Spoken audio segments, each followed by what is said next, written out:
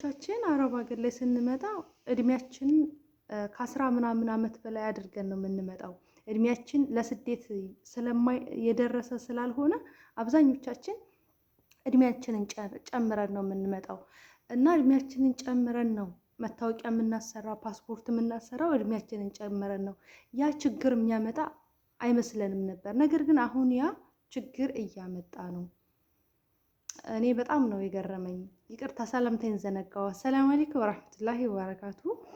ውድ የተከበራችሁና የተወደዳችሁ የሉሻ ቤተሰቦች እንደምን አላችሁ? እንደምን ቆያችሁ? እንደምን ሰነበታችሁ?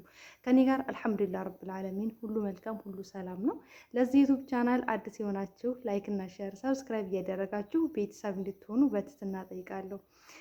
እንደዚሁም ደግሞ እዚህ ዩቲዩብ ቻናል ላይ እንደምታውቁት ለእናንተ ይጠቅማል፣ ያስተምራል የምለውን ነገር ነው ወደ እናንተ ሼር የማደርግላችሁና ለሌሎች ሼር እያደረጋችሁ ሌሎች ጋር እንዲደርስ አድርጉ ማለት ነው።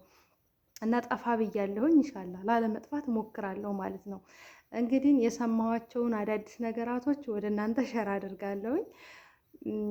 በጣም ነው በፓስፖርት ጉዳይ እንግዲህ እኔንም ጨምሮ ማለት ነው ጉዳችንን ልንሰማ ነው። እኔ በነገራችን ላይ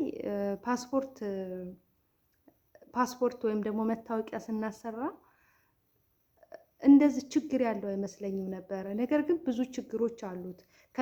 ከነዛ ችግሮች አንጻር አሁን ኢትዮጵያ ላይም የትም ቦታ ላይ በደንብ ቁጥጥር እየተደረገ ነው ያለው ማለት ነው። እድሜ ጨምራችሁ የምትመጡ ሰዎች እድሜያችሁን ቢያንስ ብዙ አትጨምሩት። 2 ዓመት ምናምን 2 ዓመት 3 ዓመት አትጨምሩት። አሁን እኔ ስመጣ 10 ምናምን ዓመት ነው። እኔ 16 ዓመት ሆኜ እሰቡት እንግዲህ 16 ዓመት ልጅ ሆኜ 10 ምናምን 28 አሰርቼ ነው የመጣሁት እድሜን ማለት ነው። መታወቂያ ላይ እና ፓስፖርቴ ላይ 28 ነው እድሜ። ሁልጊዜ የሆነ ነገር ተፈጥሮ ያሞኝ ምናምን ነገር ሆስፒታል ሲሄድ ዶክተሮቹ እንዲህ ነው ያዩኛል። ከዛም በኋላ ይኙና ይጠይቁኛል ትክክለኛ እድሜሽ ነው ብለው ይጠይቁኛል። ምክንያቱም ምን መሰላችሁ? ይሄንን የሚጠይቁበት ምክንያት ምን መሰላችሁ? መድኃኒት የሚታዘዘው ለአንድ ታማሚ መድኃኒት የሚታዘዘው በእድሜ ክልላችን ነው። ለምሳሌ የ40 ሴት ህመምተኛና የ30 ዓመት ህመምተኛ እኩል መድኃኒት አይደለም የሚታዘዝላቸው። መድኃኒቱ አንድ ይሁን እንጂ የእድሜ ክልል ግን አለው መድኃኒቱ። ለዛ ስለሆነ ተደጋጋሚ እጠይቃለሁኝ እና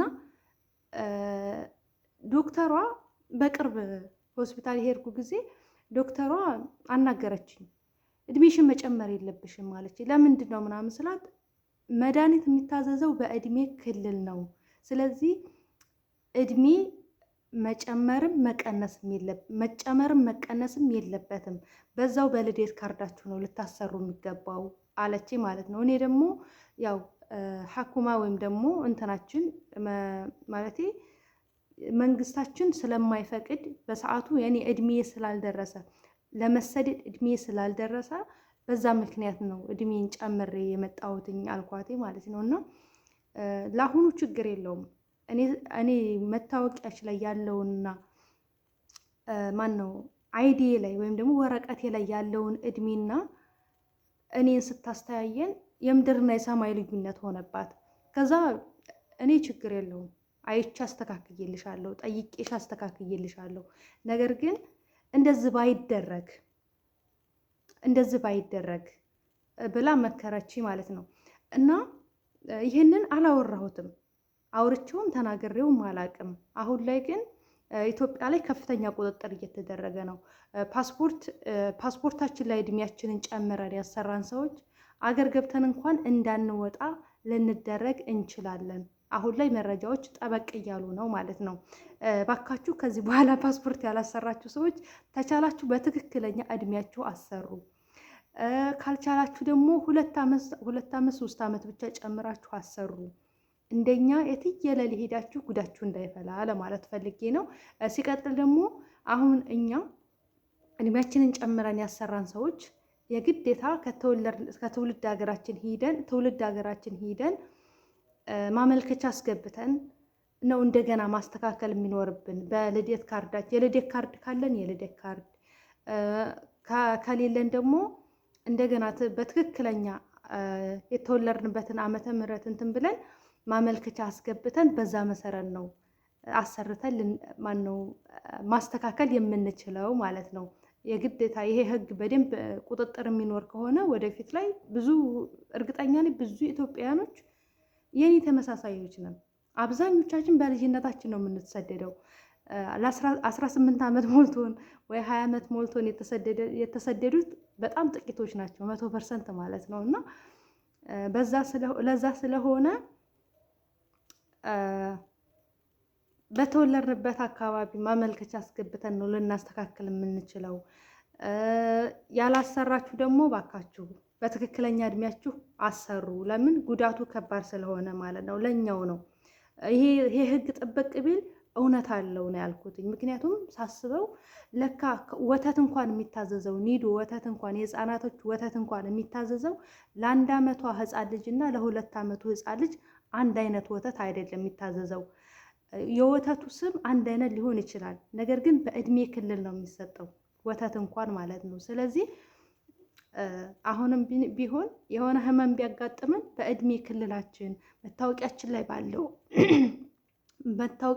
ባለው እድሜ መሰረት ነው፣ በእድሜ ክልል ስለሆነ መድኃኒት የሚታዘዝልን።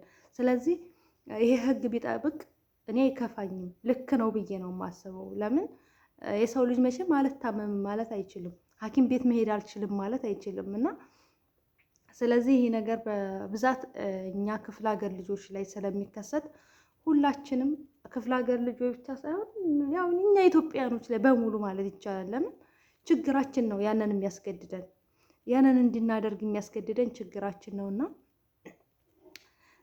ላላወጣችሁት ጥንቃቄ፣ ላወጣነው ደግሞ ግዴታ ከሆነ እናስተካክላለን ማለት ነው። ለምን ህጉ ጠበቅ እያለ እየመጣ ስለሆነ ማለት ነው። አላህ ይገዘን እህቶቼ፣ በጣም ወዳችኋለሁኝ። ላይክ እና ሼር ሰብስክራይብ አድርጉ።